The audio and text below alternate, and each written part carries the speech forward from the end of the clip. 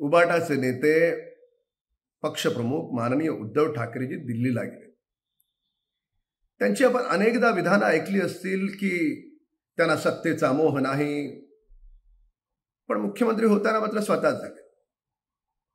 दिल्ली पुढे झुकणार नाही. मग आता दिल्लीला कशाला गेले? फिरायला? मग त्यांनी कुठे जावं हा त्यांचा व्यक्तिगत प्रश्न आहे. पण बोलायचं एक आणि वागायचं दुसरं, याला काय म्हणतात?